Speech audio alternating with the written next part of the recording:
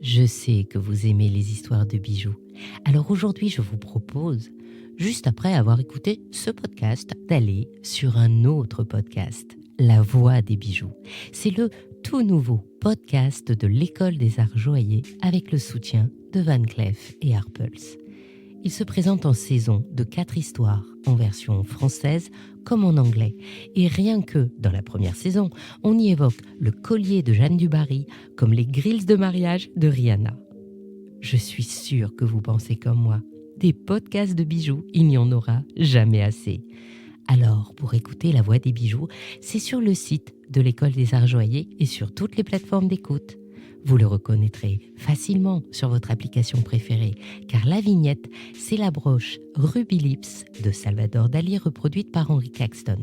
Alors, à vos écouteurs.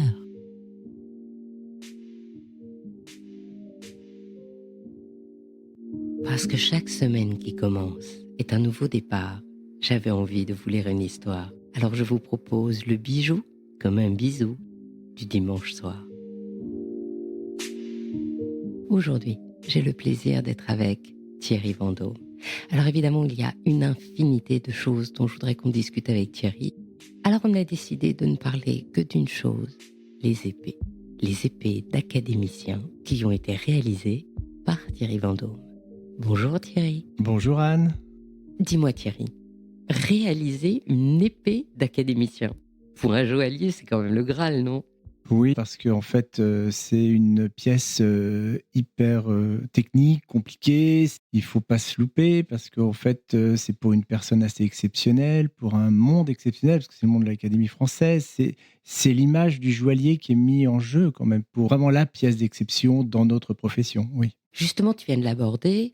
Une épée d'académicien, c'est pas seulement une épée. Ça doit représenter l'académicien. Donc, chaque épée est différente et donc, elle ne doit pas être seulement une création hyper géniale du joaillier, elle doit être en plus une création qui raconte toute l'histoire de l'académicien. C'est ça, oui, oui. En fait, l'académicien, il met tous ses symboles, tous ses moments forts de sa vie, tout ce qu'il a envie d'exprimer se retrouve lisible sur l'épée, mais en gardant le style du créateur joaillier, bien sûr. Ça, c'est important.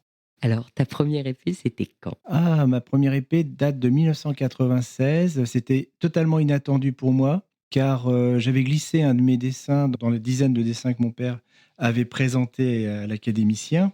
Le jour où l'académicien est venu au magasin pour choisir son choix de dessin, moi j'étais en Normandie, j'étais en vacances à cette période-là. Et en fait, il a choisi mon dessin sur la dizaine de dessins de mon père. Et mon père m'appelle, me dit, bah écoute, c'est toi qui vas réaliser l'épée parce qu'il a choisi ton projet. Et je suis revenu à l'établi et j'étais très heureux parce que c'est ma première épée. Bon, c'est formidable. Mon père en a réalisé 9. Hein. C'était pas non plus une nouveauté pour lui, il savait ce que c'était. Mais pour moi, c'était vraiment quelque chose de unique à l'époque. Il avait choisi mon épée, le Jacques Dupaquier, parce que j'avais mis sur la garde un J et un D qui étaient très visibles, en fait. Ça a été le choix de l'académicien. Et à partir de ça, bah, j'ai réalisé donc, les différents symboles qu'il souhaitait. Le J et le D, c'est la manière dont tu avais décoré la garde. Voilà, Où on voyait le J exactement. et le D avec un arrondi, comme si tu avais fait un trait de peinture, mais en métal. Ouais, c'est un peu ça, c'est vrai. C'est vrai, il y a un côté un peu dynamique dans les lettres, et ça lui a plu. Et on était en quelle année ? En 1996. Je sais qu'aujourd'hui, je ne ferai plus ce type de design. Ça, quand même, il y a 30 ans maintenant. Aujourd'hui, j'ai un travail qui est sur un jeu de matière, de brutalité. Et à l'époque, c'était plus dans une esthétique design. En fait, on était très, très design. Voilà. Alors justement, dévoile-nous tous les symboles que tu as placés dans cette épée qui ont été traduits par ta créativité. Alors, il y a en premier symbole les armoiries de famille, donc je les ai placées. J'ai passé aussi un acte de courage qu'il avait eu à l'époque, le 11 novembre 1940. Les étudiants ont défilé face aux nazis en entonnant la Marseillaise. C'est une histoire assez incroyable. Donc, il y a eu plusieurs centaines d'étudiants qui sont trouvés au pied de l'Arc de Triomphe en entonnant la Marseillaise. C'est un truc complètement dingue. Il y a un risque énorme. Et donc, il souhaitait que ça soit représenté parce que lui-même faisait partie des étudiants. Ensuite, il y a eu en troisième symbole la région du Vexin, par la croix pâtée du Vexin. C'est une région dont il s'est occupé, il a eu des responsabilités. Ensuite, en quatrième symbole, il y a eu le Drakkar, car il avait une maison à Saint-Valahougue, en Normandie, donc c'est une région de cœur pour lui. En cinquième, la Malachite, qui représentait l'écologie. Et enfin, une devise, Beatus laborans, je travaille dans la joie. Les 6 symboles que tu as placés sur cette épée, ils sont pas tous sur, la garde? J'ai rien mis sur la lame. Elle est très pure, cette épée. Elle est vraiment très sobre. Elle est très monochrome. C'est de l'argent. C'est une poignée qui est un cristal de quartz transparent, très pur. Jacques Dupaquier, je ne sais pas si on l'a dit, mais c'est un grand démographe. Il avait fait l'encyclopédie de la démographie française en 4 volumes, de la préhistoire à nos jours. Et donc ça se traduisait comment alors? La démographie? Oui, Oui. dans ton épée. Eh bien, c'est par des mouvements d'argent qui sont polis ou mat. Pour moi, c'était les différentes peuplades, différents villages, des gens qui bougeaient, qui, avec le temps, qui évoluaient. Donc, il y avait des grands, des fins, des mats, des polis. Une circulation de mouvements, de motifs en argent. Et la malachite, tu l'as mis où? Et la croix pâtée La du croix Vexin? Alors en fait, tous ces symboles, je les ai mis dans des cercles. C'était vraiment dans l'esprit de l'époque. Je faisais tout un travail sur le bijou qui s'appelait Galaxie, sur le thème des cercles transpercés. Voilà. L'épée, c'est bien sûr le corps de l'épée, il y a la garde et puis il y a le fourreau Et la lame. et la lame. Là, le travail de symbole dont tu parles, il est tout autour de la garde. Oui, sur cette épée, tout est recentré autour de la garde, tout à fait. Il n'y a rien sur la lame. Et sur le bas du fourreau, le fourreau est en cuir noir, j'y ai posé un motif en argent avec différents mouvements d'argent que l'on retrouve sur la garde de l'épée.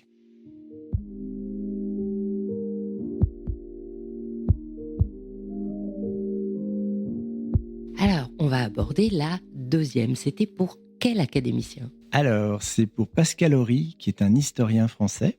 Et Pascal Horry m'a téléphoné un jour pour venir choisir une bague pour son épouse. Son épouse s'appelle Anne. Comme moi, nana. Voilà.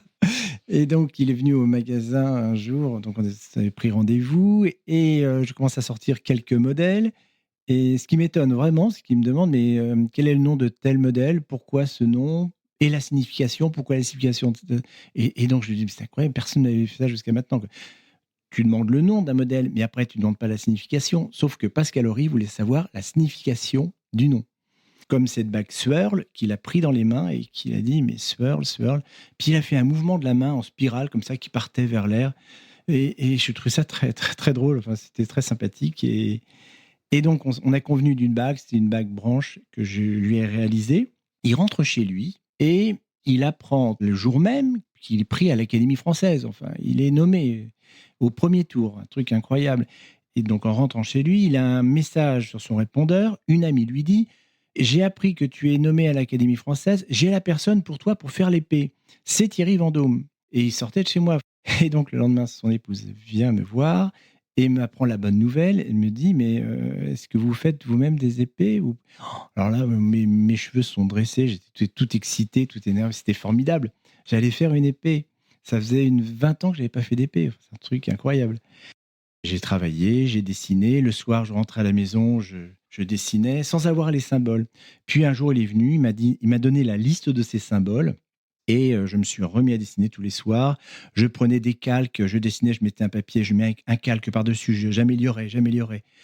Et mon épouse était dans mon dos et me dit, mais c'est incroyable. Plus personne travaille comme toi avec le calque. Aujourd'hui, tout le monde travaille sur ordinateur. Et toi, je te vois encore travailler à l'ancienne avec tes calques. Elle était émerveillée de me voir encore, je ne sais pas, mais travailler de cette façon. Et donc finalement, tu en avais fait combien? J'en ai une bonne quinzaine, vingtaine. J'ai vraiment pas mal travaillé sur ce projet qui m'a vraiment plu. C'était pas simple parce que en fait, il m'a donné 7 symboles à peu près, mais tellement importants, tous très, très forts, qu'il fallait faire harmoniser tout ça en une pièce. C'était pas évident. Alors écoute, je vais te dire la liste des symboles. Donc, il y a la gidouille rayonnant, parce que je l'ai fait rayonner. C'est une forme en spirale. Et la gidouille, c'est le symbole collège de pataphysique, parce que notre Pascal Horry est officier du collège de pataphysique, les pataphysiciens. C'est en fait une académie parallèle à l'Académie française qui regroupe des intellectuels, mais c'est assez farfelu comme idée. Enfin, je veux dire, tu as des gens comme Boris Vian. Là, Boris Vian a fait venir Henri Salvador. Enfin, tu as des gens du monde de l'art, des écrivains de différents domaines, mais toujours d'un esprit assez coquin, assez rigolo. Voilà. Donc la gidouille, qui est leur symbole, je l'ai réalisée, donc cette spirale, et je m'en suis servi pour faire cette garde qui part comme ça d'une façon dynamique en l'air. Et en fait, je me souvenais aussi de ce mouvement de la main que Pascal Horry avait fait pour cette back swirl, où il partait avec sa main en l'air, et j'ai repris ce mouvement de sa main. Tout ça, ça m'avait inspiré cette garde d'épée. Le deuxième symbole sont les empreintes digitales de son épouse Anne et de ses 4 enfants, que j'ai repris et gravé sur la chape de la garde. C'est la partie qui se retrouve sur la lame, en fait, c'est qui tient la lame. J'ai travaillé sur une technique que je fais pour mes alliances, c'est-à-dire que je prends les empreintes de doigts de mes clients, les empreintes digitales, et je les transforme en alliances. Et tu les graves. Et je les grave dans l'or. Là, c'était de l'argent. Donc, le troisième symbole, le tricolore français, incarné par le choix des matières, lapis lazuli, donc la poignée, il fait le bleu, le blanc, c'est l'argent, et le rouge, c'est le jaspe rouge. Voilà. Alors, pourquoi le tricolore français ? Parce que Pascal Horry a beaucoup travaillé sur la nation, sur le thème de la France, sur différentes époques sombres ou plus joyeuses, comme les expositions universelles. Il a travaillé aussi sur la collaboration pendant la guerre. Il a travaillé sur un dictionnaire des étrangers qui font la France. Puis aussi, il fait rentrer les gens au Panthéon, comme Joséphine Baker, il y a 2-3 ans, il s'est occupé de l'organisation pour l'entrée au Panthéon. Et là, il s'est occupé dernièrement de Missak Manouchian. Moi, ça m'a touché personnellement. Je ne sais pas si tu le sais, mais Manouchian était proche de ma famille. Missak Manouchian venait souvent chez mes grands-parents parce qu'il n'avait plus de famille, il était orphelin, et il avait besoin de retrouver un esprit familial. Et donc, il s'entourait de ma famille, de mon arrière-grand-mère, de mes grands-parents. Il avait ma mère sur les genoux, et il passait des soirées merveilleuses. Et mon grand-père, qui était son grand ami, lui disait « Mais pourquoi tu restes toujours à discuter avec ma mère ?» Et il disait « Mais Milan, tu sais pas, moi je n'ai pas de famille. Et là, j'ai l'impression d'avoir une famille. » Et donc c'est très touchant tout ça. Et aujourd'hui, son entrée au Panthéon, pour moi, était vraiment très important. Et en plus faite par l'académicien qui t'avait commandé l'épée. Oui, le monde est petit. Et donc c'est pour ça que tu respectes ce symbole tricolore et donc tu l'as matérialisé comment ? Tu as mis une pierre bleu, blanc, rouge ? Alors, ce tricolore, je vais te dire, et je l'ai voulu qu'il soit très visible. C'est-à-dire qu'on soit à 10 mètres, et ben on voit que sur cette épée, ben ça fait le bleu, blanc, rouge français. Je voulais qu'il crache ce bleu, blanc, rouge. Je voulais qu'il soit fort. Et donc, la poignée en lapis bleu est la partie très importante de l'épée. D'ailleurs, ça m'a créé pas mal de soucis parce qu'il y a un problème de poids. Il fallait pas qu'elle soit trop lourde, cette épée. Franchement, le lapis lazuli est une matière lourde. C'était pas évident. Ce tricolore prend en fait toute l'épée. C'est-à-dire qu'aussi bien, il y a une partie rouge qui est sur le fourreau, le jaspe, la partie d'argent, elle est en dessous de la poignée, sur cette partie qui fait le lien entre la lame et la poignée, qui s'appelle la chape. Le tricolore est vraiment très visible. Donc, en quatrième symbole, l'allégorie de l'histoire tenant un phylactère. Le phylactère, en fait, c'est l'ancêtre de la bulle de bande dessinée, en hommage actif de Pascal Horry pour le 9e art, la bande dessinée.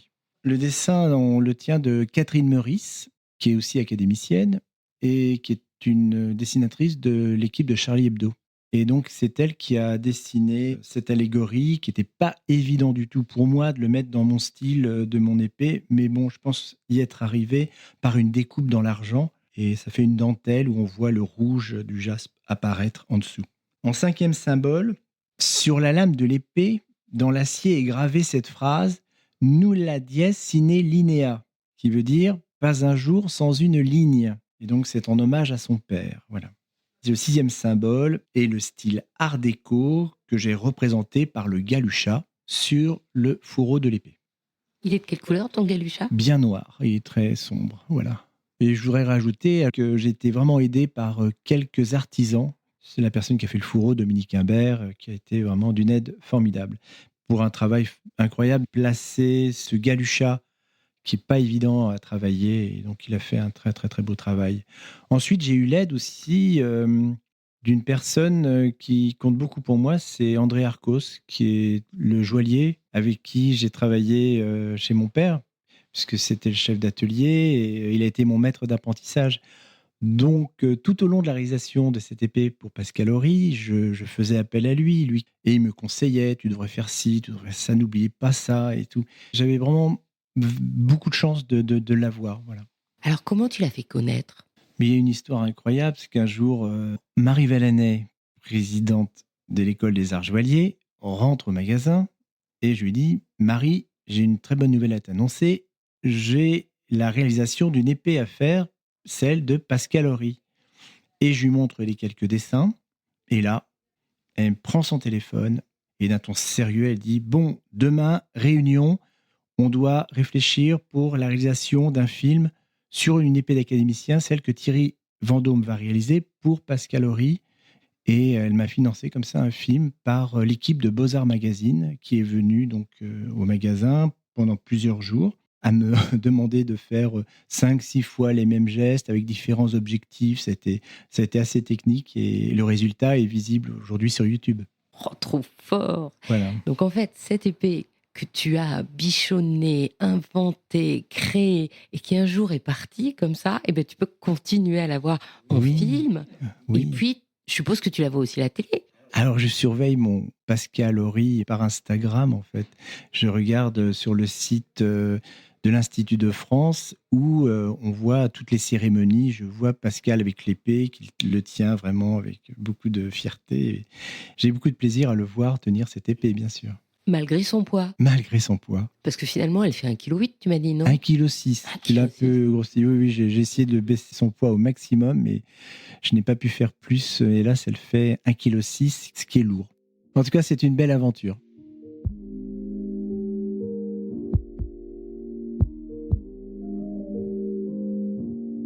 Donc on va passer à la troisième épée. Tu en feras d'autres, bien sûr. Cette troisième épée, c'est la plus récente et c'est celle de... Philippe Walter, un grand chimiste français.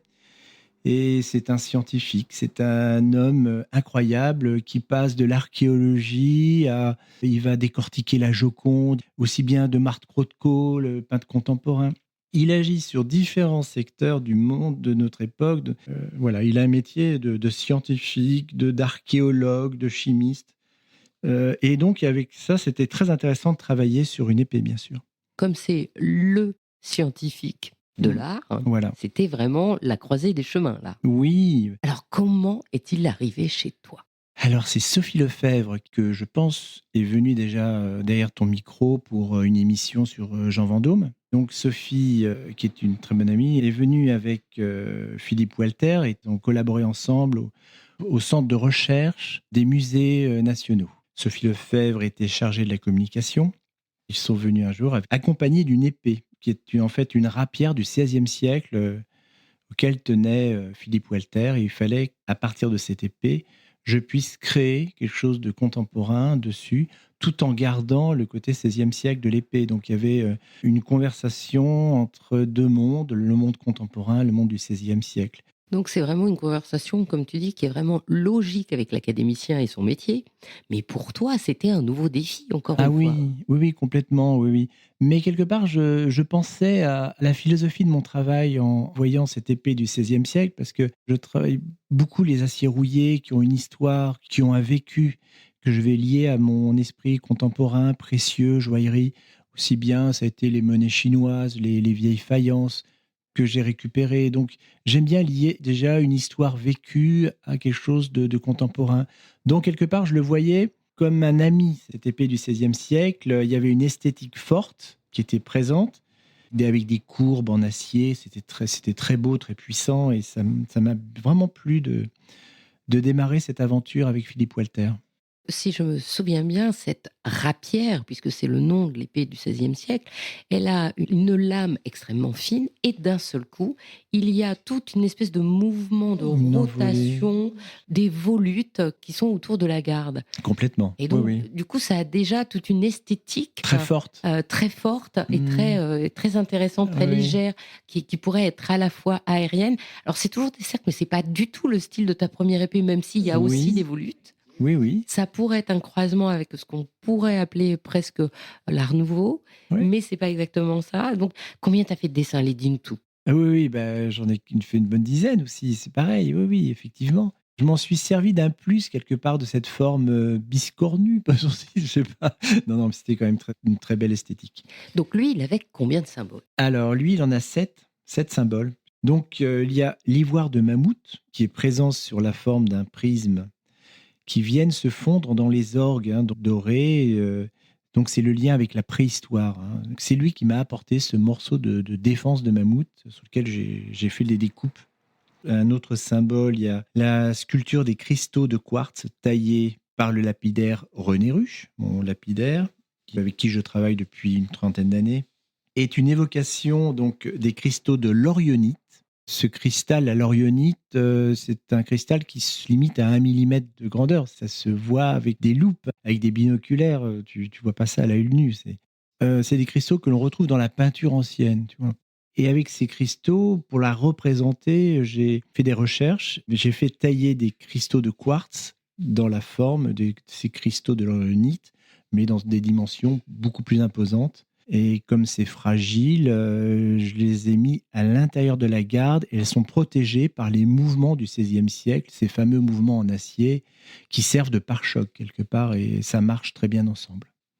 Ensuite, il y a la gravure sur le vermeil. Sur le fourreau, j'ai repris avec l'écriture de Léonard de Vinci ces 4 mots: materia, coloris, ombra et lumé.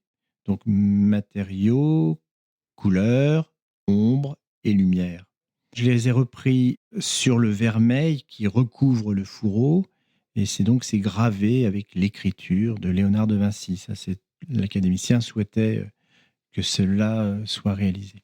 Enfin, en cinquième symbole, la peinture noire sur ce même fourreau, réalisé par toujours Dominique Imbert, c'est une peinture innovante qui capte à 99,4% la lumière. C'est le noir absolu. Cette couleur est totalement nouvelle. Du coup, ça fait disparaître les formes. Voilà. T'as l'impression d'un fourreau en velours noir. C'est assez étonnant. Et ce qui est amusant, c'est que c'est très fragile. Ce qui est amusant, c'est que lui est venu avec la peinture, avec son pistolet à peinture. Et dans le magasin, je voyais mon académicien en train de repeindre son fourreau juste avant la cérémonie le lendemain. Et enfin, en sixième symbole, assez important parce que novateur, je pense, une bague. Une bague qui vient s'installer dans l'épée. En fait, la bague, elle s'introduit comme un élément de l'épée. La bague est réalisée en hommage à son épouse, hein, c'est pour le rappel de la famille. C'est une bague qui se retire, son épouse pourra la porter. Et sur la bague, rien de plus qu'une morganite. Pourquoi une morganite? Sa fille s'appelle Morgane. Donc tout a un rapport. Voilà. Donc en fait, ces femmes, si je peux dire ça, sont symbolisées par cette bague qui se met sur la garde et qui saute, qui s'enlève. Et voilà, voilà. Et tu es le premier joaillier à avoir fait la première épée avec bague amovible. Oui, j'en connais pas d'autres en tout cas. Donc ça fait bague et amovible, elle fait pendentif aussi, hein. Ça fait bague et pendentif. Tu Ah portes oui, comme d'habitude, chez toi, ça voilà, s'articule. Oui, j'aime c'est ça. bien que l'objet fasse plusieurs fonctions. Oui, oui. L'or de l'anneau est complètement travaillé dans cet or un peu sauvage que tu aimes bien. Voilà, que j'appelle Et écorce. de loin, on dirait justement cette écorce d'or sur un rocher travaillé Mhm. par miracle, en fait. C'est sûr, parce qu'en fait, sur l'épée, la rapière du XVIe siècle, à l'origine, ce qui terminait cette épée, on appelle ça le pommeau. Et le pommeau était en forme de gland. Je trouvais ça très moche. Et j'étais très content de le recouvrir par ce motif d'écorce. Et cette bague, ça faisait une finition beaucoup plus fine, beaucoup plus élégante. Et ça fonctionnait avec le fourreau, l'esthétique du fourreau. Donc, ça fait une continuité qui est plutôt assez réussie, je pense. Maintenant que tu as réalisé une épée pour laquelle on t'a préféré à ton papa, une épée pour laquelle tu as mis des éléments de bande dessinée, ce qui est quand même extraordinaire pour le travail de Thierry Bonhomme, c'est pas ton habitude. Une épée dans laquelle tu as créé la seule bague amovible des épées d'académicien. Quel serait donc ton rêve maintenant pour créer comme épée d'académicien? Moi, j'aimerais travailler pour une femme académicienne. Je trouve ça formidable. Il y a tellement peu d'académiciennes, trop peu aujourd'hui. Il faut vraiment que les femmes puissent être plus nombreuses à l'académie et faire une épée. J'aimerais vraiment faire un travail sur le vitrail de couleurs, de minéraux, quelque chose de beaucoup plus coloré. Dans ton vitrail, tu mettrais quoi? Des tourmalines, des fleurs d'améthyste, plein de minéraux, des opales, des choses très vives, un feu d'artifice de couleurs, bien sûr. Eh bien, on va te le souhaiter. Merci. Merci beaucoup Thierry pour cette interview sur les épées d'académiciens. Merci Anne. Merci. À bientôt.